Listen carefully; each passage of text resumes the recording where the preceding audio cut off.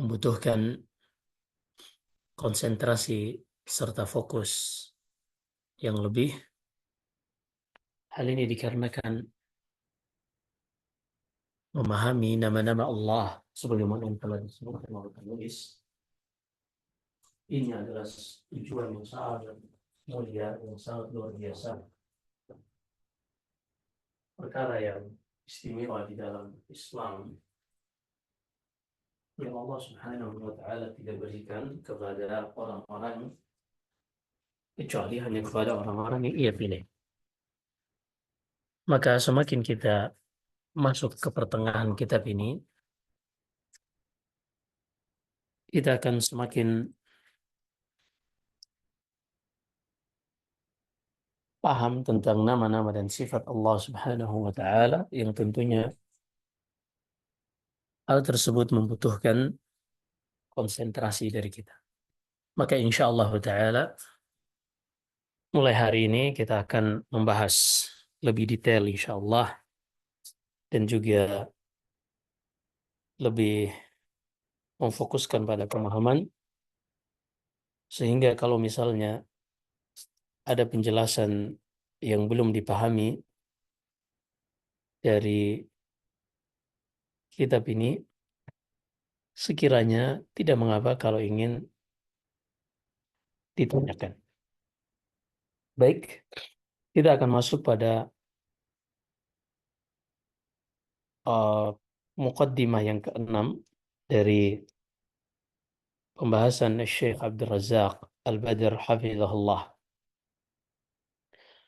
Pembahasan yang keenam ini, kata beliau, iqtida'u asma'illahi li'athariha minal ubudiyah. Iqtida' yang berarti konsekuensi dari nama-nama Allah, li'athariha. Athar, dampak yang muncul dari nama-nama Allah Subhanahu wa Ta'ala. Ini kalau sebelumnya kita bahas bahwasanya dengan memperhatikan nama-nama Allah mengantarkan kita kepada pemahaman akan konsekuensi dari nama-nama dan sifat Allah yang ada di alam semesta ini.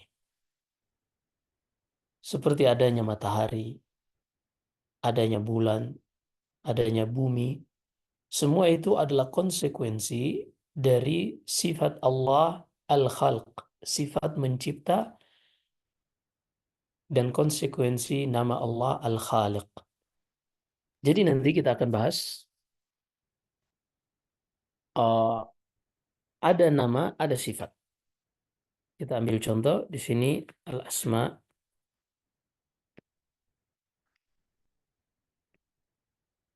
ada as-sifat. Baik. Kita ambil contoh nama, satu nama. Nama Al-Khaliq.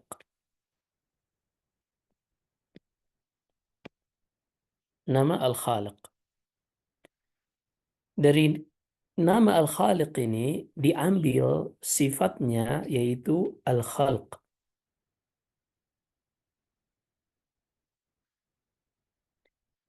Apa perbedaan Al-Khaliq dengan Al-Khalq? Perhatikan di sini.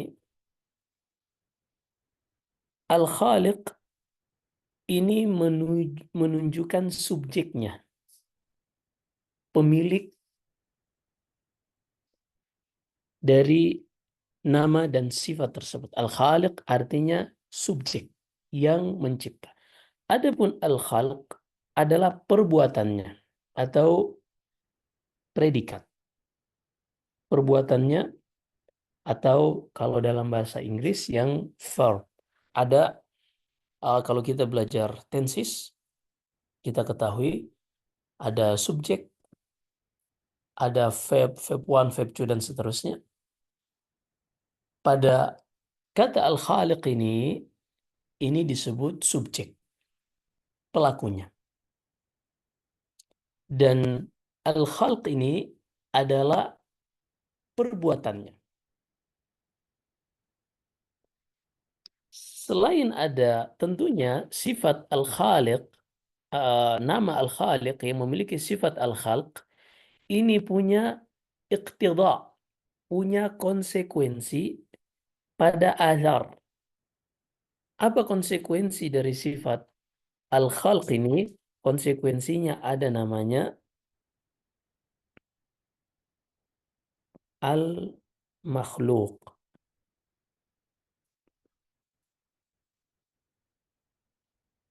Konsekuensinya adalah Al-Makhluk, adanya yang dicipta. Al-Makhluk ini disebut objek.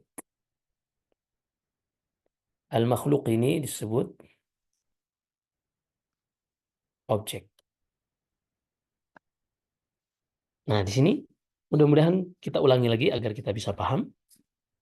Kita ulangi lagi agar kita bisa paham. Jadi Allah salah satu nama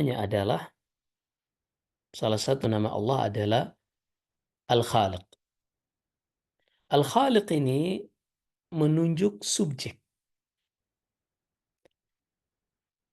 pelakunya. Al-Khalq, Al-Khalq adalah sifatnya, perbuatannya. Dan sifat mencipta itu memiliki objek yang dicipta, itulah makhluk. Maka ketika kita melihat makhluk-makhluk Allah, ketika kita melihat makhluk, menunjukkan adanya sifat pencipta, yang mana sifat ini tentunya memiliki pemilik, yaitu Al-Khaliq. Ini yang dimaksudkan oleh penulis dari pembahasan-pembahasan kita sebelumnya. Dan ini luar biasa ketika seorang muslim memahami tentang uh, hal-hal seperti ini, dia akan lebih mengenal Allah Subhanahu wa Ta'ala. Misalnya, kita ambil contoh lagi. Allah Subhanahu wa Ta'ala memiliki nama Al-Ghafur.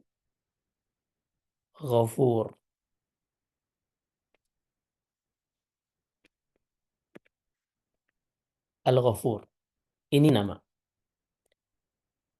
Sifat Ghafur ini, nama Ghafur ini memiliki perbuatan Al-Ghufran.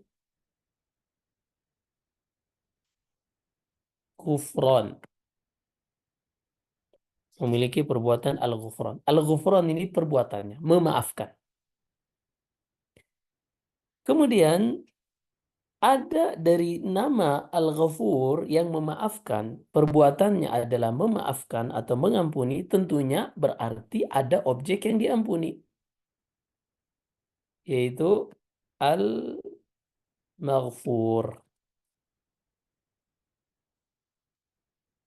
Al-Maghfur yaitu dosa yang diampuni. Dosa yang diampuni. Adapun orang yang diampuni, Al-Maghfurlah. Orang yang diampunkan dosanya untuknya. Jadi perhatikan, Al-Ghafur ini adalah nama Allah yang memiliki sifat mengampuni. Tentunya kalau dia mengampuni, ini perbuatan, pekerjaan, berarti ada yang diampuni, yaitu Al-Maghfur. Apa yang diampuni? Yang diampuni adalah dosa. Yang diampuni adalah dosa. Orang yang diampuni, Al-Maghfurlah. Lah ini baginya, artinya yang dosanya diampuni untuknya. Maka di sini kita lihat berarti nama-nama Allah Subhanahu wa Ta'ala yang Allah sebutkan di dalam Al-Quran atau disebutkan oleh Nabi Sallallahu Alaihi Wasallam di dalam hadisnya bukanlah nama-nama yang kosong tanpa makna dan konsekuensi. Semua nama-nama Allah yang Allah sebutkan memiliki iqtida, memiliki iqtida. Nama-nama Allah ini memiliki yang namanya iqtidha. Artinya makna yang ditunjukkan. Iqtidha itu artinya makna yang ditunjukkan atau bahasanya konsekuensi dari nama. Konsekuensi dari nama.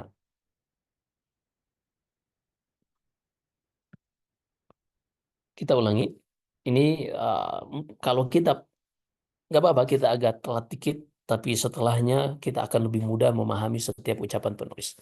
Ada namanya iqtidha, yaitu makna yang ditunjukkan oleh nama. Asma itu kan artinya nama. Jamak dari kata isim. Setiap nama Allah punya iqtidha. Setiap nama Allah punya iqtidha. Artinya makna yang ditunjukkan dan konsekuensi. Athar, perhatikan di sini athar adalah objek. Adalah objek. Sekarang kata penulis, hafizahullah, kita akan belajar tentang makna yang ditunjukkan oleh nama-nama Allah pada objeknya berupa ibadah. Kalau sebelumnya objeknya berupa alam semesta misalnya, kayak Al-Khaliq memiliki sifat pencipta, memiliki objek yang ia ciptakan, ada langit, ada bumi, ada matahari, ada bulan, dan seterusnya.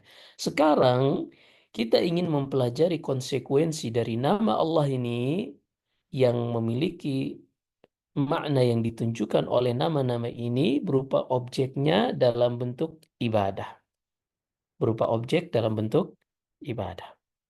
Baik, kalau ini dipahami, kita lanjut insya Allah membaca apa yang dituliskan oleh Syekh Abdul Razak hafizahullah ta'ala. Kata beliau, Inna asma Allahi al-husna wa sifatihi al-ulia muqtadiyatun li'athariha minal ubudiyah. Perhatikan kata muqtadiyah, memiliki, sesungguhnya nama-nama Allah yang indah, sesungguhnya nama-nama Allah yang indah dan sifat-sifatnya yang tinggi, muqtadiyah,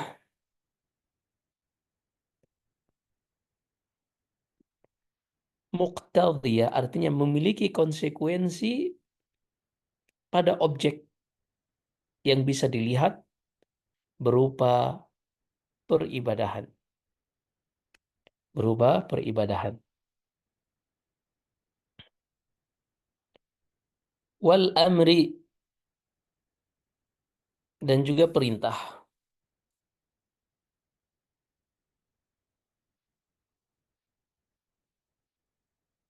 Baik. Inna asma Allahil husna wa sifatihil ulia muqtadiyatun li athariha minal ubudiyyati wal amri iktida'uha li athariha awal amru awla bas wal amri iktida'aha li athariha minal khalqi wat takwini. Baik. Sesungguhnya nama-nama Allah yang indah dan sifat-sifatnya yang maha tinggi memiliki makna yang menunjukkan pada objek yang bisa dilihat berupa ibadah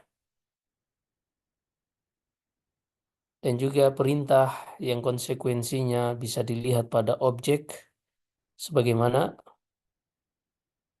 pada makhluk, dan juga at-takwin, penciptaan, baik, atau pengaturan alam semesta, penciptaan dan pengaturan. Kemudian وقد مضى الحديث عن اقتضائها لآثارها من الخلق والتنوين.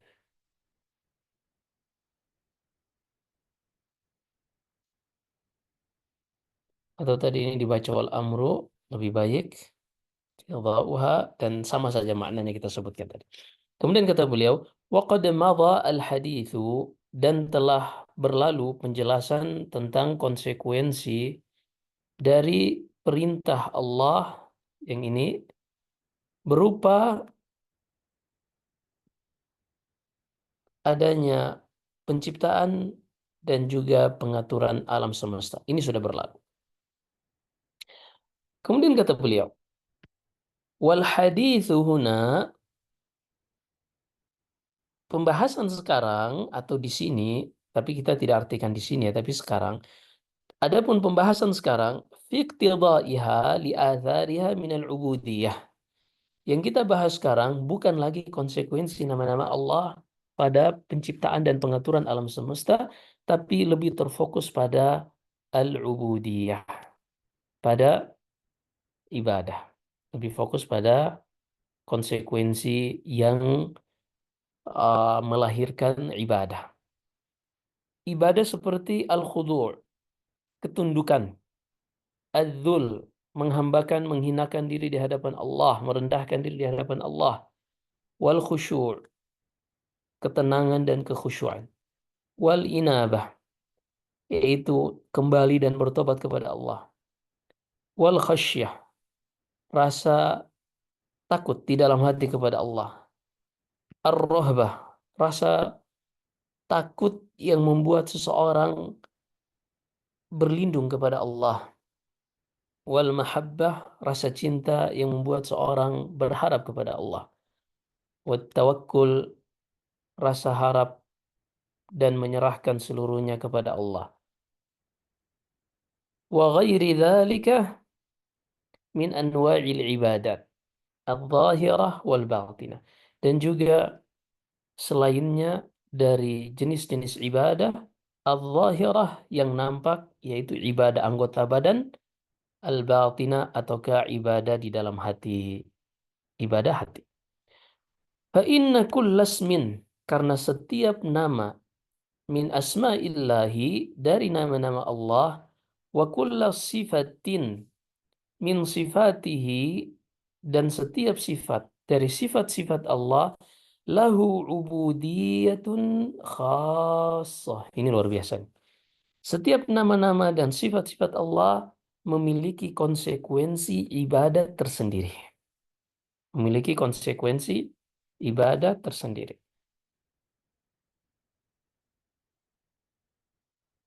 Memiliki konsekuensi ibadat tersendiri.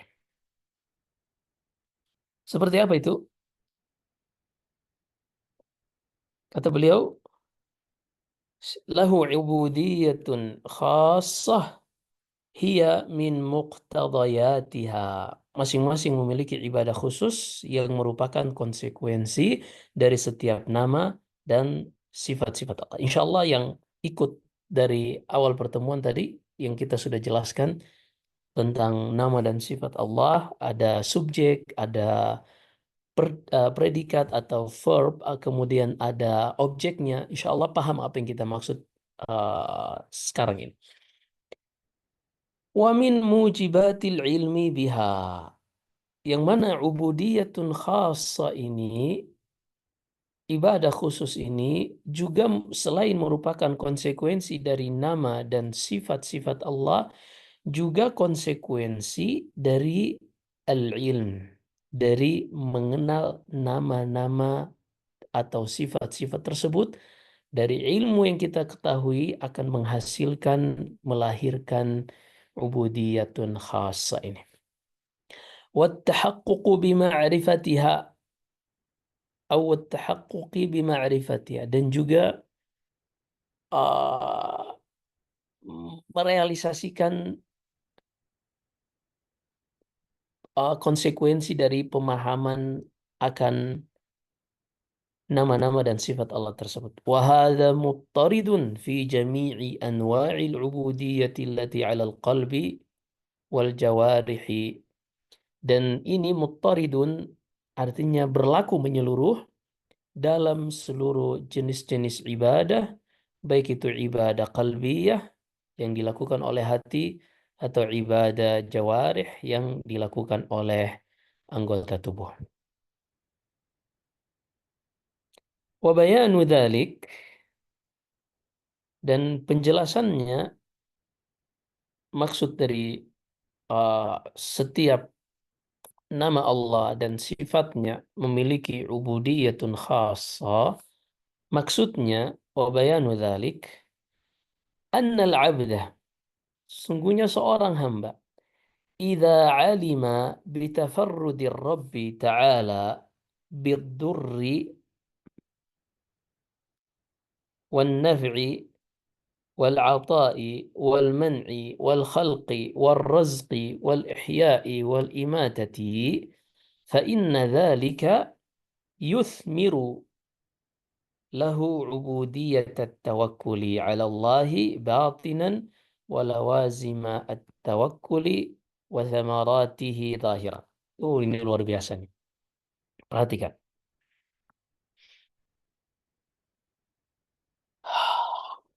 Penjelasannya.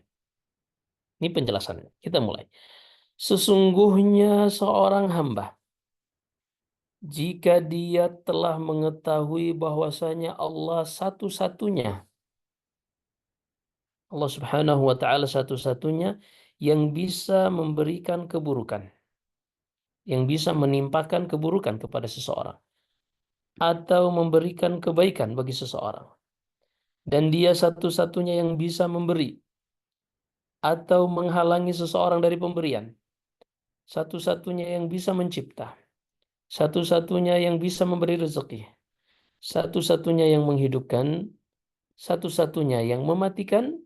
Fa inna dzalika, seluruhnya ini, jika kita ketahui Allah satu-satunya yang melakukan itu semua, yuthmiru, akan memberikan buah,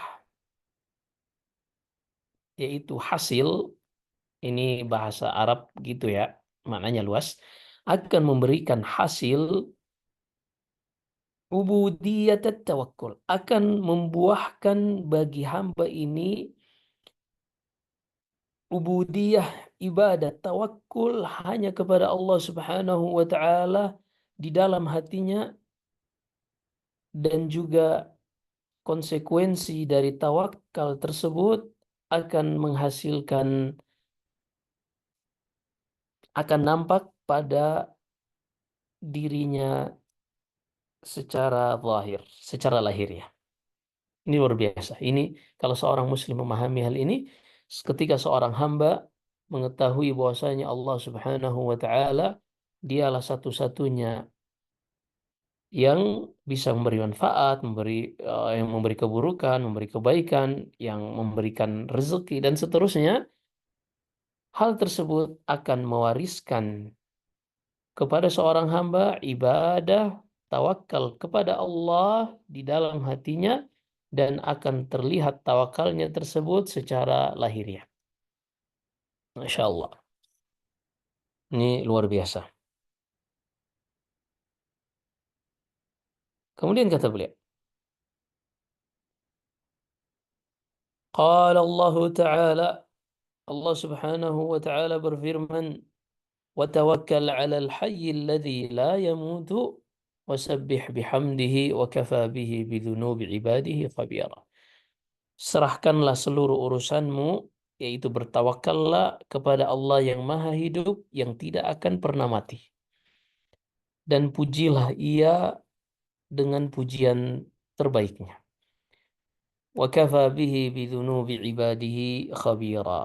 Cukuplah bagi Allah yang mengetahui secara detail, Al-Khabir yang mengetahui secara rinci dosa-dosa yang dilakukan oleh hambanya.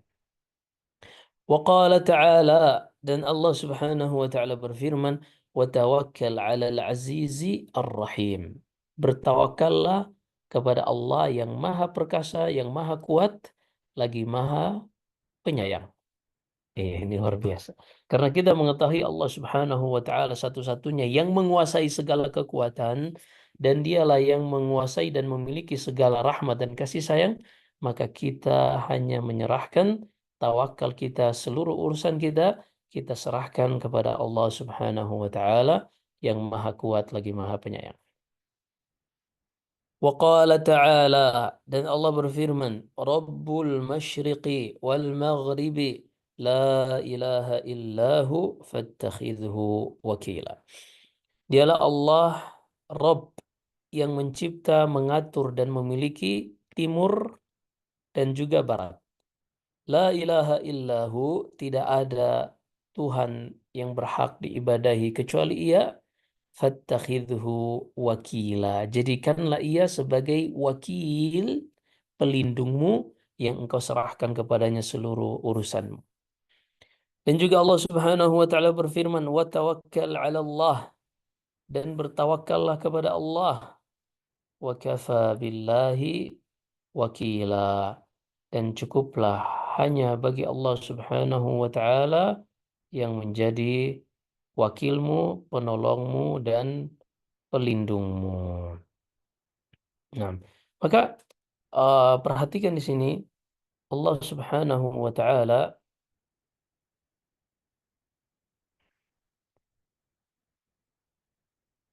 menjadikan apa yang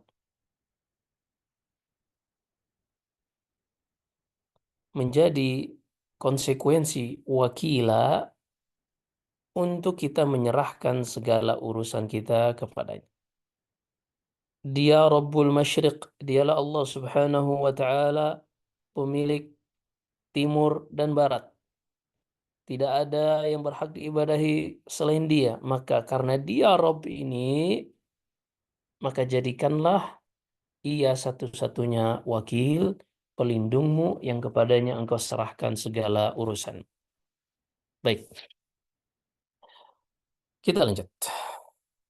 Wa idza 'alima al-'abdu bi anna Allah sami'un basirun 'alimun la yakhfa 'alaihi mithqalu dzarratin fis samawati wal ardi wa annahu ya'lamu as-sirra wa akhfa wa ya'lamu kha'inatal a'yuni wa ma tukhfi as-suduru wa annahu tabaraka wa ta'ala ahata bi kulli syai'in 'ilma wa ahsa kulli syai'in 'adada.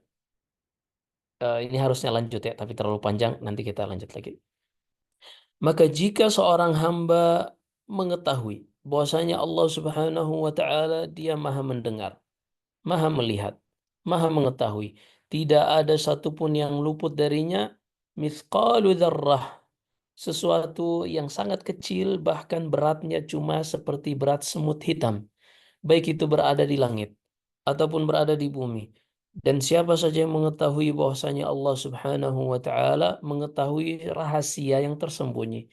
Wa akhfa, dan lebih tersembunyi dari rahasia. Ini disebutkan ahli tafsir ini dari surat Thaha, ya'lamu sirra wa akhfa. As-sir itu rahasia. Al-akhfa ini lebih tersembunyi dari rahasia, yaitu sesuatu yang seseorang belum terbesit di dalam hatinya, Allah Subhanahu wa taala sudah mengetahuinya. Dan dia mengetahui bahwasanya Allah mengetahui khainatul a'yun, mata-mata yang berkhianat. Ini begitu terjemahan sebagian, walaupun dikatakan Ibnu Abbas khainatul a'yun ini adalah kedipan mata. Wa ma tukhfis sudur, dan apa yang disembunyikan oleh dada manusia. Wa annahu tabaraka wa ta'ala, dan bahwasanya Allah Subhanahu wa ta'ala ahata, meliputi segala sesuatu, artinya ilmu Allah meliputi segala sesuatu. Wa ahsa kulla syai'in adada, dan tidak ada satupun yang luput dari perhitungan Allah Subhanahu wa ta'ala. Artinya seluruh makhluk itu sudah masuk ke dalam perhitungan Allah Subhanahu wa taala. Faman 'alima bittila'illahi 'alaihi wa ru'yatihi lahu wa ihatatihi bihi fa inna dzalika yuthmiru lahu hifdzal lisani wal jawarihi wa hadaratil qalbi an kulli ma la yurdillaha wa ja'ala ta'alluqati hadhihi al-a'dha'i bima yuhibbuhu wa yardahu. Nah, maka siapa saja yang mengetahui bahwasanya Allah bittila'illah, Allah mengetahui, melihatnya, Bittila aslinya Allah ittala alaihi, Allah mengawasinya, Allah melihatnya, Allah meliputi apa yang dilakukan seorang hamba. Hal tersebut akan membuahkan, mewariskan pada diri hamba tersebut hifdzal lisan, untuk menjaga lisannya, menjaga anggota tubuhnya, menjaga hatinya untuk tidak berpikir pada hal-hal yang membuat Allah tidak ridha, dan menjadikan seluruh keterikatan anggota tubuhnya hanya pada yang dicintai oleh Allah Subhanahu wa taala dan diridhai oleh Allah Subhanahu wa taala. Nah, Masya Allah. Ini masih panjang ternyata. Gimana, kita lanjut atau tanya jawab? Eh, Insya Allah kalau tanya jawab juga boleh Ustadz, tapi alhamdulillah masih bisa diikuti Ustadz. Kami alhamdulillah bisa mengikuti. Ini penjelasan hari ini lebih mudah atau lebih susah dari Iya, sebelumnya? lebih mudah Ustadz. Jadi alhamdulillah ini banyak yang ini apa yang memberi masukan, alhamdulillah lebih mudah diikutin. Jadi kita lebih paham, alhamdulillah. Jadi step by step gitu lebih kita lebih Taib, enak. taib. Nah, iya. Saya nggak tahu kalau sebelumnya itu saya cuma ngomong sendiri doang, ternyata nggak dipahami. Taib, lah, Mas. Silakan kalau misalnya ada pertanyaan. Kalau Ya, nggak, kita baik. lanjutkan insya Allah. Iya, Ustadz, mungkin sebelum Ana lupa Ustadz, saya ada pertanyaan Ustadz berkenaan dengan Baik. tadi kan apa yang tersembunyi walaupun itu belum terucap rahasia, tapi lebih rahasia Allah itu tahu. Jadi misalkan seperti rahasia di hati. Kadang kita terbesit sesuatu, apakah terbesit sesuatu itu akan dihitung atau dicatat oleh malaikat dengan seizin Allah. Dan dan Nah, apakah tadi yang maksudnya Allah itu tahu sebelum kita membersihkan sesuatu dalam hati itu, apakah berarti misalkan nanti kita akan mengambil apa-apa itu berarti Allah tahu ya Ustadz ya? Seperti itu Ustadz. nah, sebutkan dalam Sahih Bukhari, Nabi SAW bersabda, "Man hamma bihasanatin."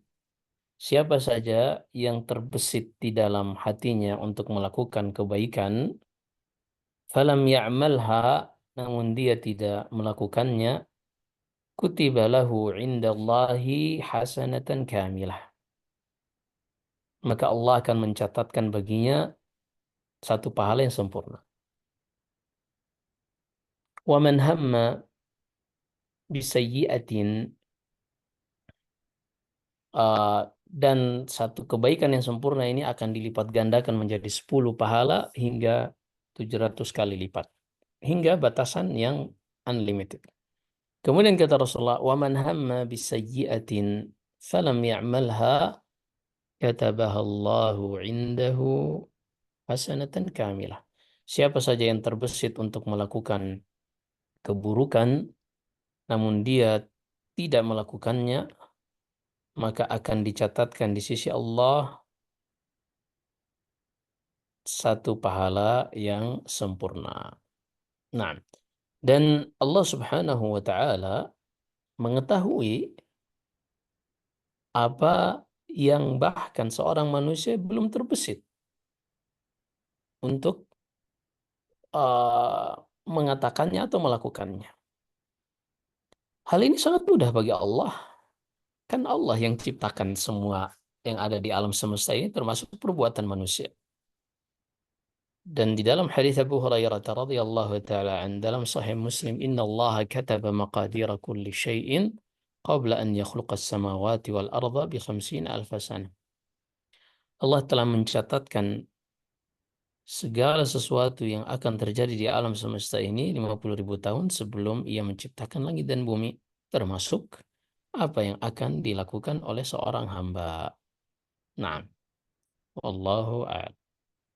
Baik, baik, Masya Allah, jazakumullah khair Ustadz untuk penjelasannya. Dari teman-teman ada yang ingin bertanya mungkin berkenaan dengan materi yang telah disampaikan oleh Ustadz?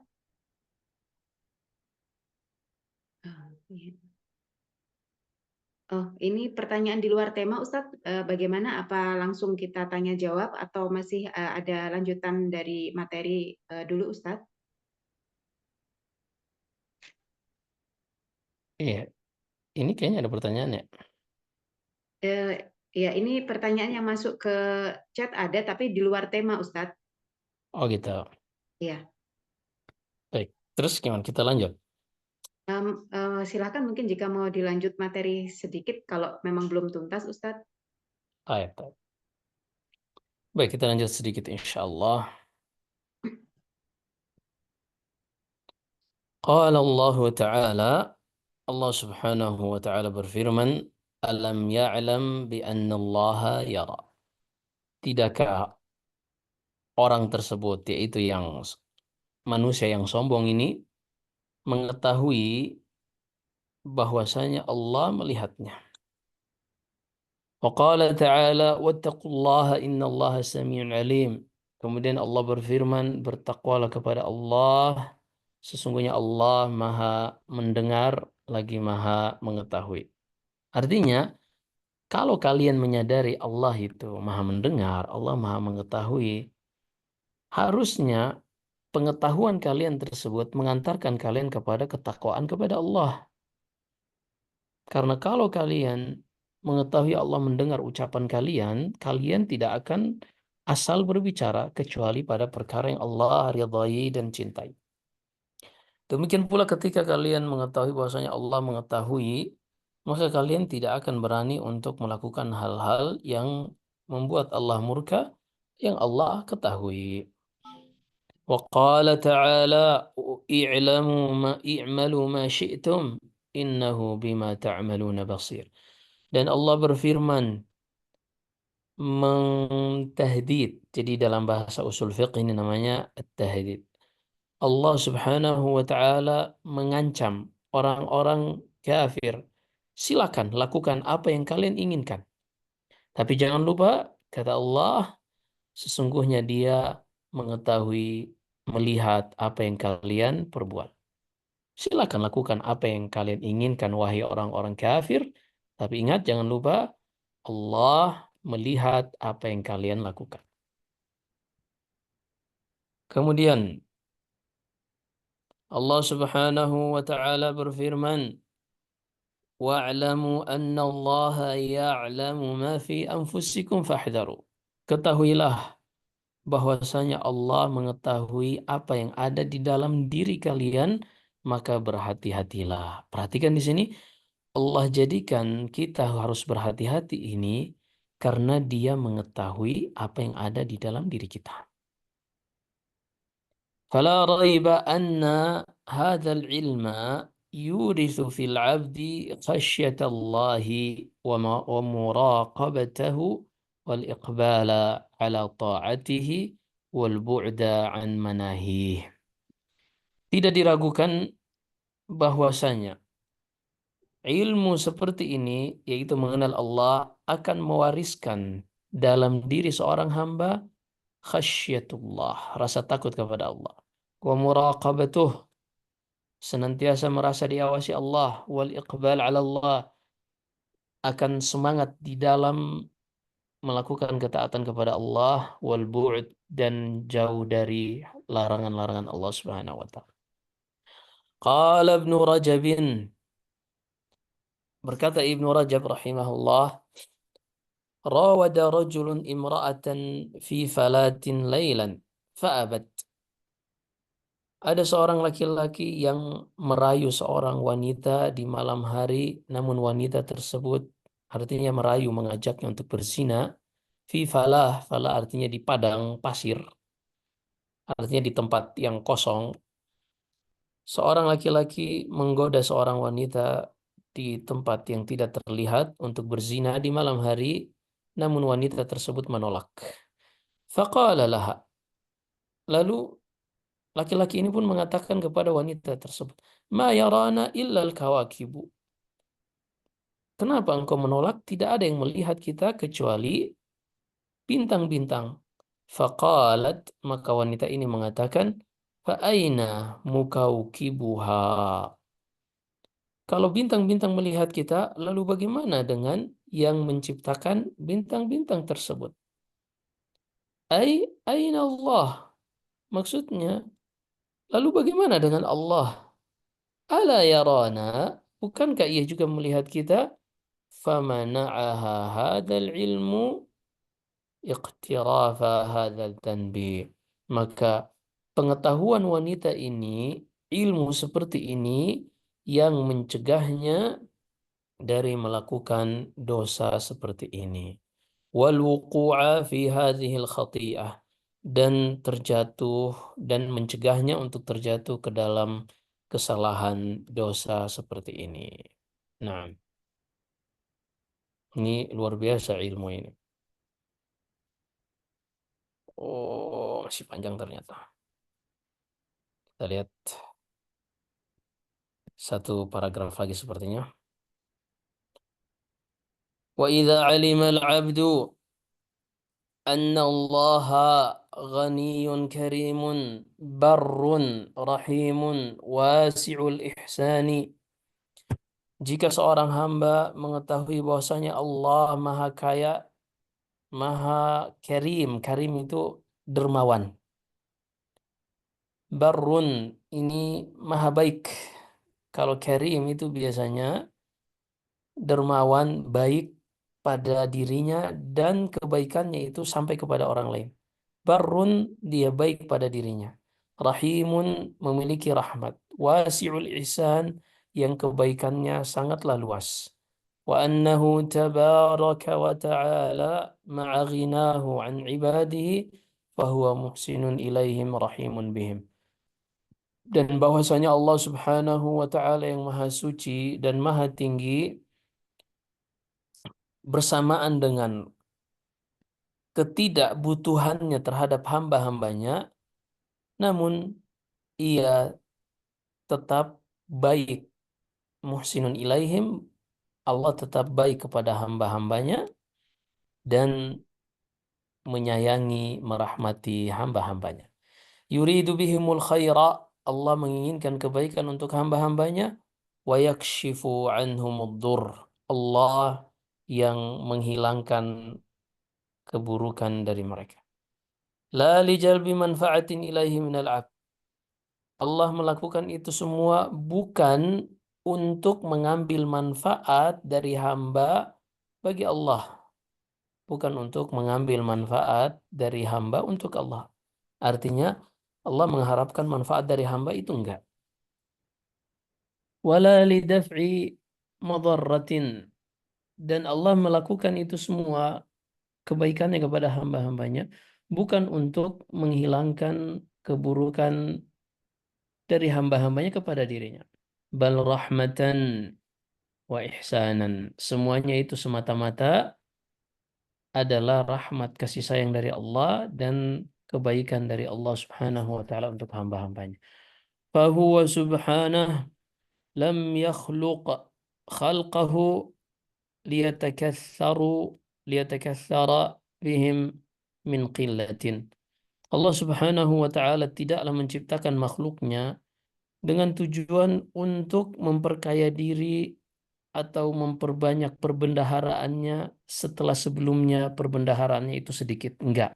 Allah tuh enggak kayak gitu. Karena Allah sudah kaya sebelum Allah menciptakan makhluknya dan adanya makhluk tidak menambah sedikit pun dari kekayaan Allah Subhanahu wa taala.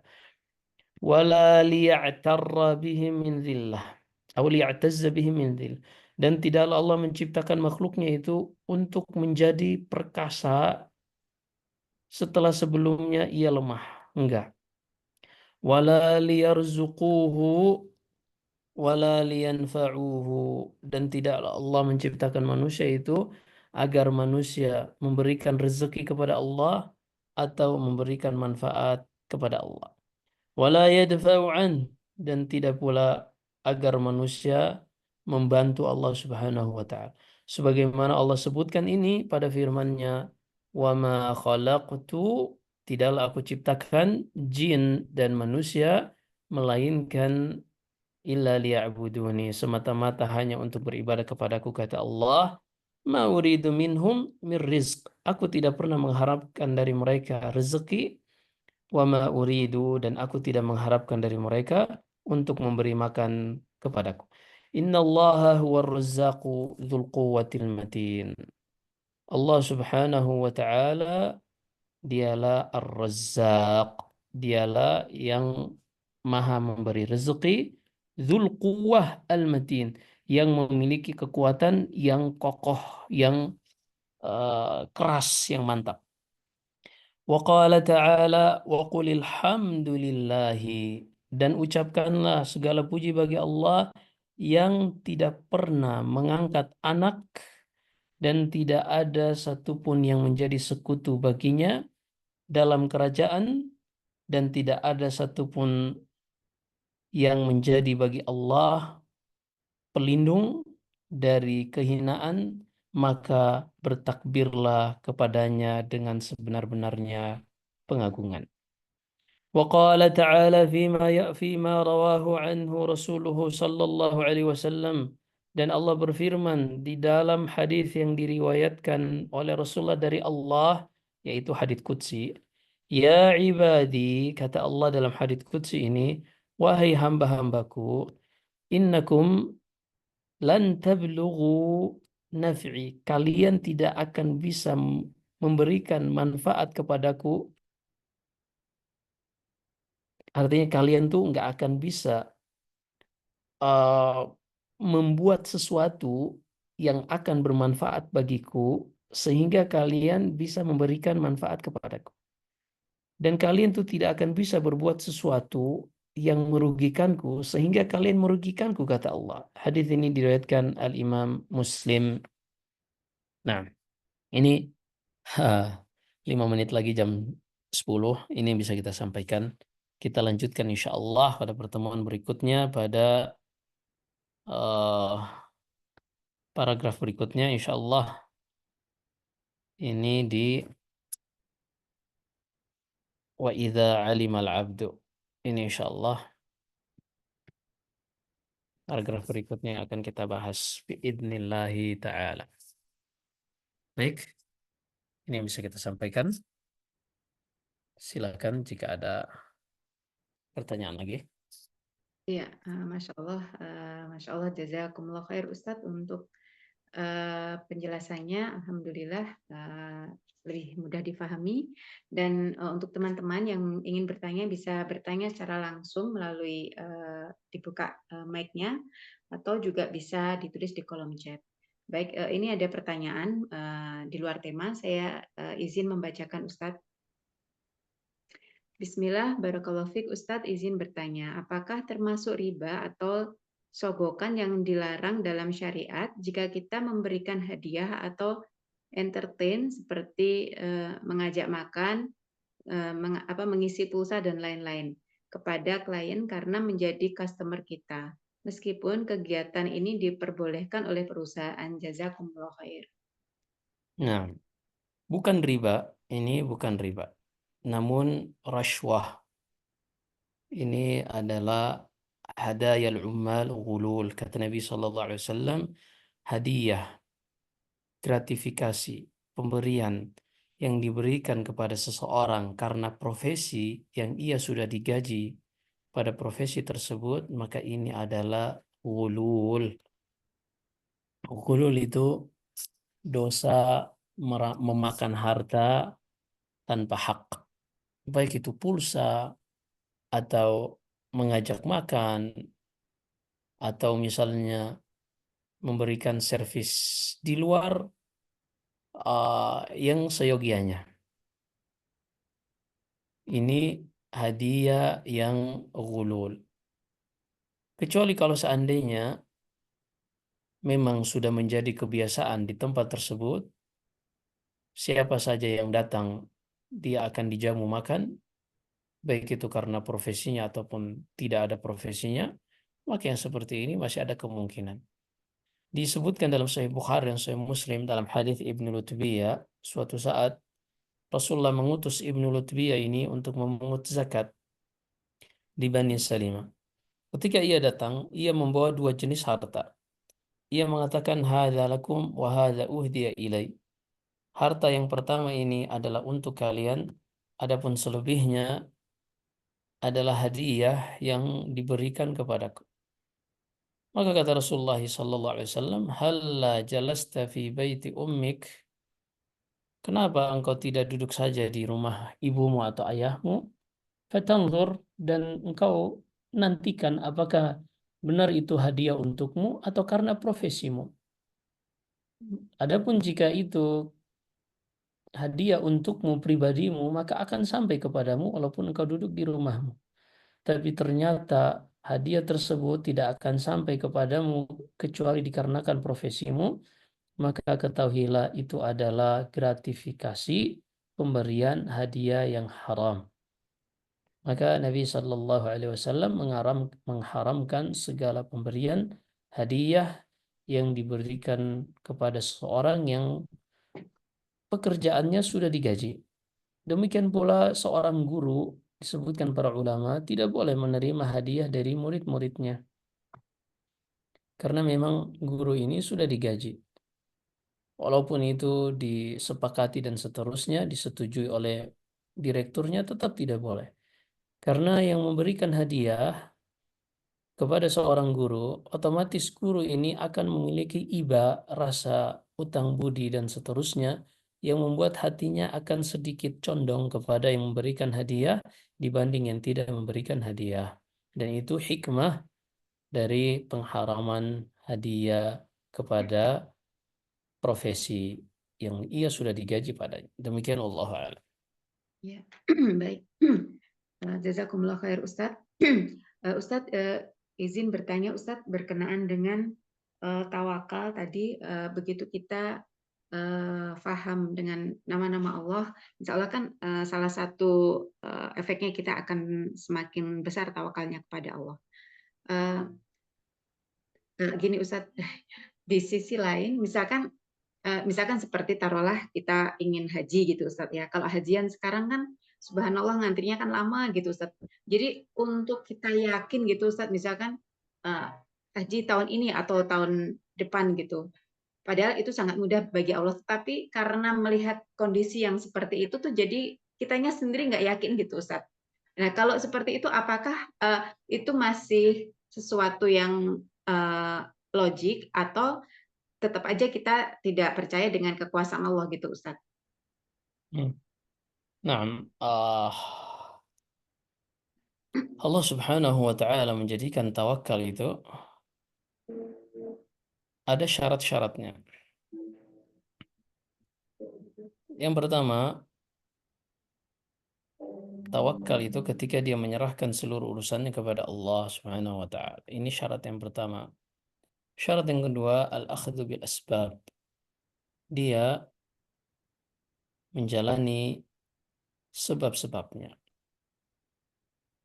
Sehingga ketika dia sudah berusaha untuk menjalani sebab-sebabnya, dia tetap optimis. Karena di dalam Sahih Bukhari dan Sahih Muslim, Nabi SAW bersabda, "Ana inda dhanni abdi bi." Kata Allah, aku akan membalas hambaku sesuai dengan keyakinannya kepadaku. Dan juga Nabi SAW bersabda, "Ud'ullaha wa antum muqinuna bil ijabah." Berdoalah kepada Allah dalam keadaan kalian yakin bahwasanya Allah akan mengabulkan doa kalian. Maka seorang walaupun dia melihat sepertinya tidak mungkin untuk haji dalam waktu dekat karena antrian reguler yang panjang, kalau mau yang instan, yang furada misalnya, antriannya sangat panjang, harganya sangat mahal, maka dia tetap optimis karena Allah Subhanahu wa Ta'ala yang memberi rezeki, Allah Subhanahu wa Ta'ala yang membuat seorang mampu. Allah berfirman dalam surat An-Najm, wa annahu huwa aghna wa aqna. Dialah Allah yang memberikan kekayaan dan dialah yang memberikan qanaah. Nah, maka seorang tetap dia harus optimis. Dan kalau dia merasa lemah, itu menunjukkan masih lemahnya dia akan pengenalannya terhadap Allah Subhanahu wa Ta'ala. Demikian Allahu a'lam. Ya, alhamdulillah jazakumullah khair Ustaz. Pertanyaan selanjutnya, Bismillah, Assalamualaikum warahmatullahi wabarakatuh. Barakallahu fiik Ustaz. Izin bertanya, berkenaan dengan ini kembali tawakal kita kepada Allah, di mana ketika kita yakin bahwa rezeki itu dari Allah, tetapi di sisi lain ketika misalkan di sebuah perusahaan ada pengurangan karyawan dan sebagainya, kita menjadi was-was gitu karena kita secara tidak langsung kita merasa bahwa yang memberikan gaji itu dari perusahaan atau dari kantor suami. Jadi ketika ada pengurangan karyawan kita merasa takut. Kalau seperti itu bagaimana ya Ustadz? Mohon nasihatnya. Jazakumullah khair. Ah, nah, jadi rasa takut itu ketika pada sesuatu yang memang ada sebabnya, itu sah-sah saja. Rasa takut, rasa khawatir.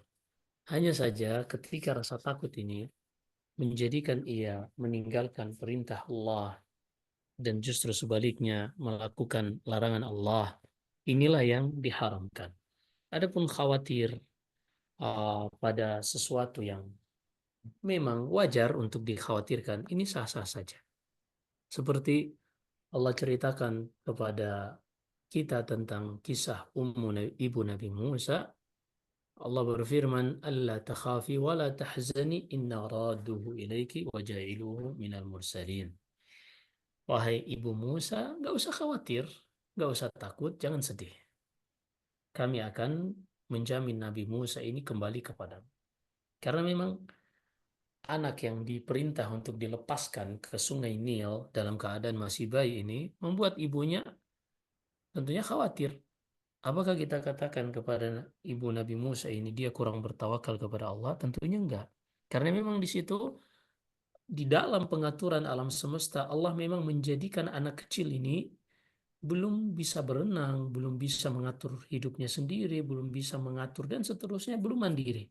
Sehingga kekhawatiran itu wajar. Begitu juga ketika seorang mengetahui bahwasanya seperti yang ditanyakan tadi, ada potensi nanti pintu rezekinya akan tertutup dan seterusnya, ini sah-sah saja. Allah sebutkan juga di dalam surat Taubah, wa tijaratun takhshawna kasadaha, dan perdagangan yang kalian khawatirkan kerugiannya. Itu sah-sah saja karena memang setiap perdagangan ada potensi untuk rugi. Yang menjadi permasalahan adalah ketika kekhawatiran dan ketakutan itu membuat seseorang menjadi meninggalkan perintah Allah atau mengerjakan larangan Allah. Demikian, Allahu a'lam. Masya Allah. Ya, jazakumullah khair Ustadz. Semoga bisa difahami. Dari teman-teman ada yang ingin bertanya, mungkin dipersilakan. Baik, tidak ada. Eh, Alhamdulillah tidak ada pertanyaan lagi Ustadz. Mungkin jika Ustadz berkenan sebelum ditutup bisa memberikan nasihat kepada kami Ustadz. Tafadhol. Nah, Alhamdulillah hari ini kita mulai cara belajar yang lebih interaktif. Ya, mohon maaf sebelumnya. Ah, saya kira memang sebelumnya itu dipahami, bisa diikutin. Ada yang menggunakan kitab terjemahan. Ya, ternyata nggak semuanya bisa dipahami. Alhamdulillah kemarin diberitahu tentang keadaan realitanya sehingga kita mencoba untuk belajar yang lebih slow lagi dan memfokuskan pada pemahaman. Insya Allah ke depannya kita akan mencoba untuk sama-sama bisa lebih baik belajarnya. Dan seperti itulah seorang muslim, dia harus menjadikan hari ini, hari esok lebih baik dari hari-hari sebelumnya. Karena hakikatnya kita semua sedang berjalan setiap hari mengurangi dari durasi hidup kita di dunia ini, maka kita harus menjadi manusia yang cerdas, yang mana kecerdasan kita ini mengantarkan kita untuk benar-benar memanfaatkan waktu yang tersisa bagi kita agar menjadikan kita hamba-hamba yang lebih baik di sisi Allah Subhanahu wa Ta'ala. Demikian, semoga ke depannya akan lebih baik. Jika ada benar semata-mata dari Allah Subhanahu